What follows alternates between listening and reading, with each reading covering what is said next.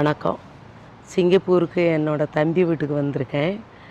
இங்கே ஊரே பசுமையாக எங்கே பார்த்தாலும் அழகழகான செடிகளும் மரங்களும் ரொம்ப கண்ணுக்கு குளுமையாக இருக்குது.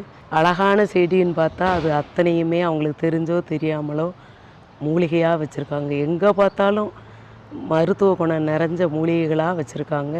அது ரொம்ப அழகாகவும் இருக்குது, கண்ணுக்கு நிறைவாக இருக்குது.